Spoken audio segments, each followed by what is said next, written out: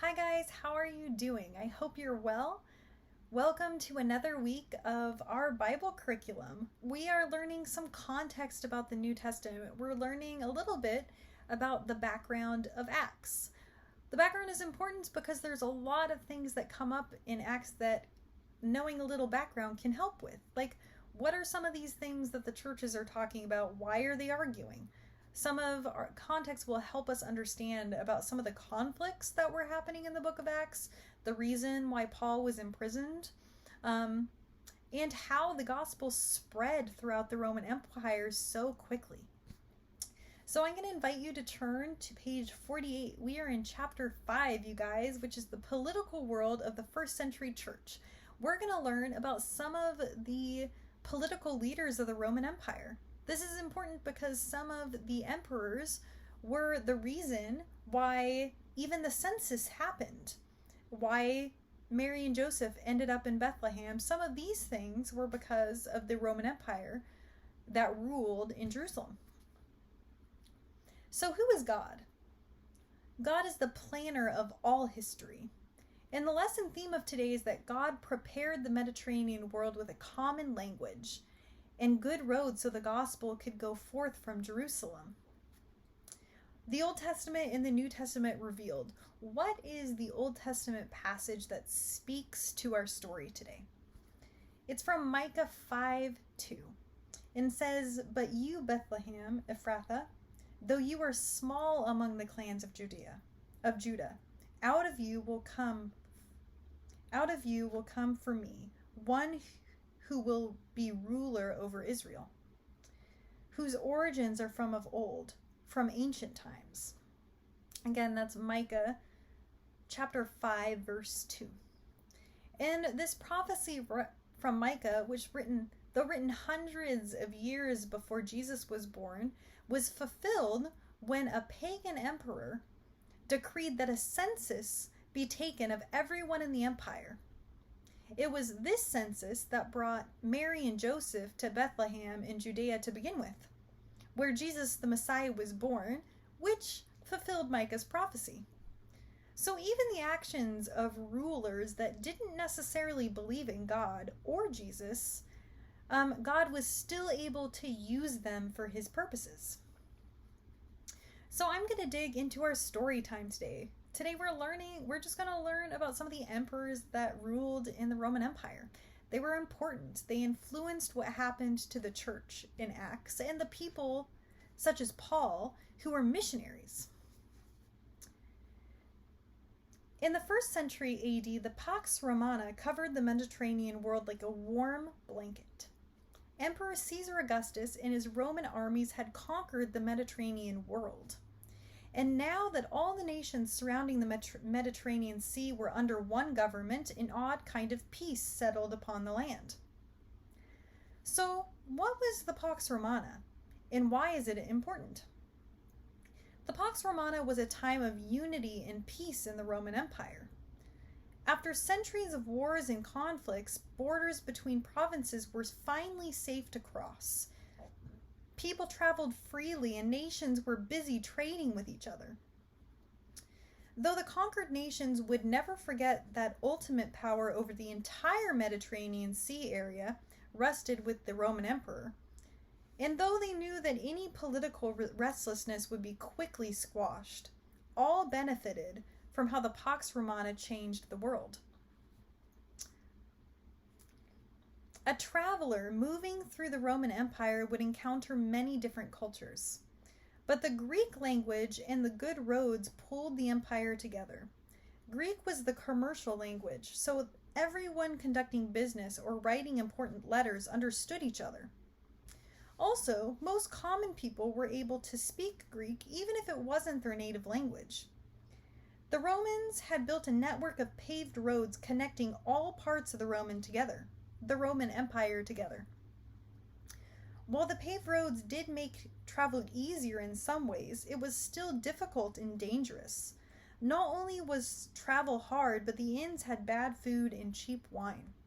Whenever possible, people stayed in the homes of family and friends when they were traveling. The Mediterranean Sea, which was also called our sea, by the Romans who ruled it, sat in the middle of the empire with nations forming a large circle around it. If you're wondering how big the Roman Empire or what they're talking about here, it's really easy to look up a map. You can Google a map of the Roman Empire in Jesus's time, and oftentimes there'll be a picture of it in your Bibles. So I encourage you to look at a map. It was huge, you guys. When the winds were strong, journeying by sea was quicker than traveling by road, but no less dangerous. Violent winds and raiding pirates made traveling 10 to 15 miles a day on foot preferable to sailing as a passenger on a heavily laden cargo ship. The Roman highway system and the Greek language benefits of the Pax Romana made it possible for the gospel to spread easily from Jerusalem into Judea and throughout the known world.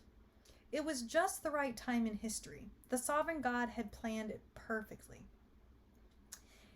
In the world of Roman political rule, the influence of Greek philosophy, culture, religion, and language was strong. This influence was called Hellenism.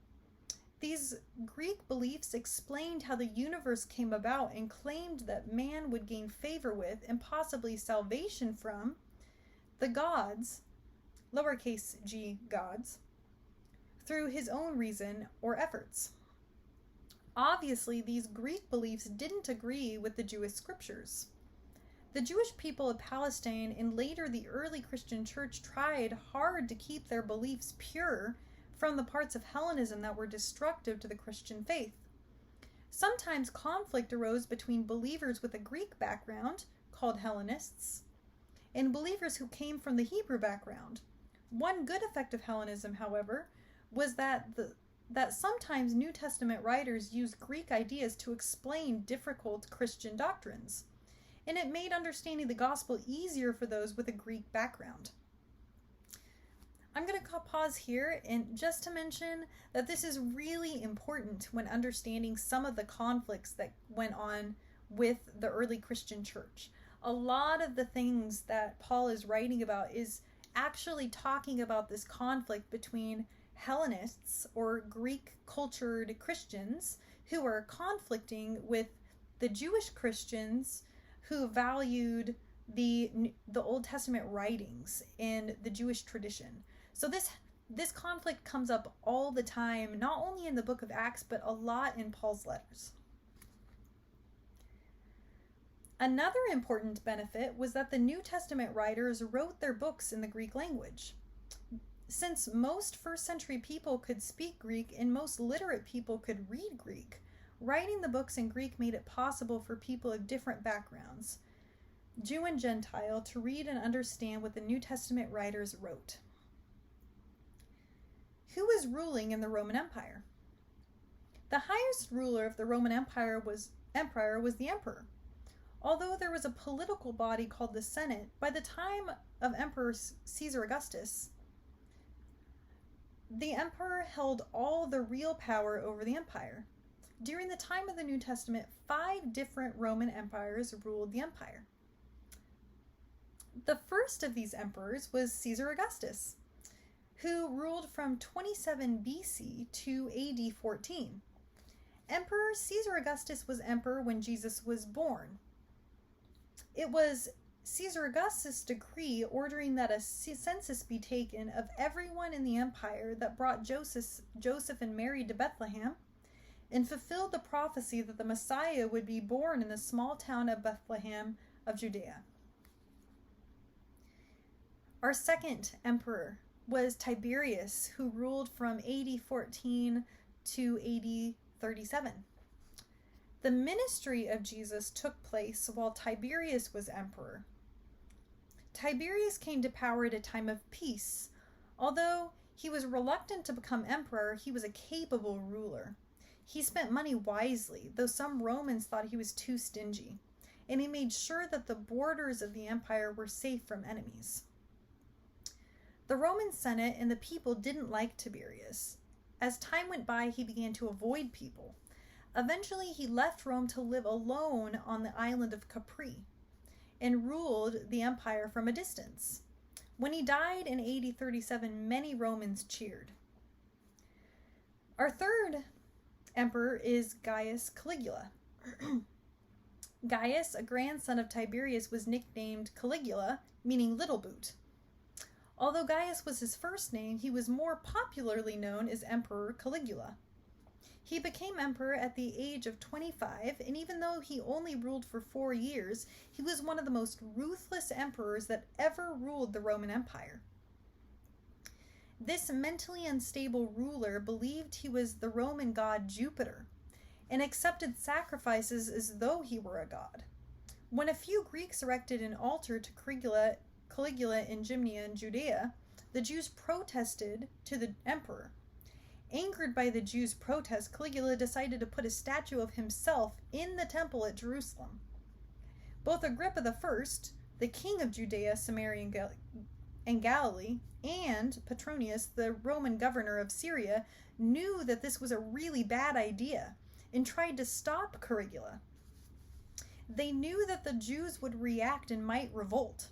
If the Jews rioted over the statue, something worse, such as an all-out war between the Jews and Rome, could start. These reasonable rulers tried to change Caligula's mind, but they were unsuccessful in doing so. Interestingly, before Caligula could actually build his statue, he was assassinated by a group of senators and Praetorian guards, which were the soldiers who acted as the personal bodyguards of the emperor. The Apostle Paul began his ministry while Caligula was an emperor. This leads us to our fourth emperor, Claudius, who ruled from AD 41 to AD 54. Claudius, the uncle of Caligula, was the most unlikely choice to be emperor. He wasn't attractive, walked with a limp and stuttered, but he was intelligent and was an excellent ruler. He expanded the empire to include Britain, gave King Agrippa a greater territory to rule in Palestine, and increased trade to the outer regions of the empire. The Apostle Paul made his first 2 missionary journeys through Claudius's reign. When the Jews in Rome created a disturbance, Claudius banished all Jews from Rome. Paul's friends Aquila and Priscilla left Rome at that time and moved to Corinth. Claudius was eventually poisoned by his wife Agrippina because she wanted her son Nero to be the emperor. So this disturbance that they're talking about, I'm going to unpack a little bit. The disturbance in Rome began after some claimed that the Christos, or Jewish Messiah, had come to earth. When a Jew heard someone refer to Jesus as Christ Jesus, he immediately thought of the Old Testament prophecies relating to the Messiah. So the Jews in Rome who didn't believe in Jesus, that Jesus was the Messiah, would naturally react to those that did believe that Jesus was the Messiah. Apparently, the disturbance was serious enough in Rome that Emperor Claudius banned all of the Jews from Rome to prevent any further trouble between those who believed in Jesus Christ and those who didn't. Aquila and Priscilla were caught in this situation, and after leaving Rome, they settled in Corinth, where they eventually met Paul. So Nero is infamous. So Nero, the Emperor Nero, ruled from AD 54 to AD 68. At first, Nero ruled well. Then in AD 59, he murdered his mother and soon became a tyrant who caused terror in the empire. Like Caligula before him, he believed he was a god. Though the Senate opposed him, the ordinary people loved him because he provided great entertainments for them. In AD 64, a huge fire burned down much of Rome. Afterward, Nero built a luxurious palace and many new buildings throughout Rome. When people became suspicious that Nero had set fire on purpose, he blamed the Christians for the fire. This started a terrible persecution, during which time Christians were burned alive and mauled by wild animals. Then Rome had a financial crisis, and rebellions broke out throughout the empire. Nero fled from Rome and died before he could be executed by the Senate, which had condemned him to death. The Apostle Paul made his third missionary journey, wrote his many epistles, and was put to death in Rome during the reign of Nero. Does it seem strange to call this period of history the Pax Romana, or Peace of Rome, when so many people lived under the control of a government that had absolute control and was often cruel in the way it treated people? If you were not a Roman citizen and lived under Roman rule, life could be really difficult for you. Yet during the centuries of Roman rule, the people of the Mediterranean world were protected from the threat of war from outside nations. People could travel freely from place to place, and the common language Greek made it possible for people from one end of the empire to the other to understand each other. The sovereign God had planned it all perfectly. It was the right time in the right place with the right people chosen by God himself to take his gospel message away from Jerusalem to faraway places. So, learning about all of these emperors, they're important because these were the emperors that Jesus was born under. This was the empire that Jesus ministered to. This is the empire that Paul was acting in traveling throughout. So these different emperors had a huge influence in the Christian church. The persecution of the Christian church was caused by a Roman emperor. The Jews being expelled from Rome was caused by another Roman empire. The reason that Jesus was born in Bethlehem was because of a census for a Roman emperor, which I think is so interesting, that God is able to use even those who very much don't believe in him to still further his gospel, even in an empire that could sometimes be really bad.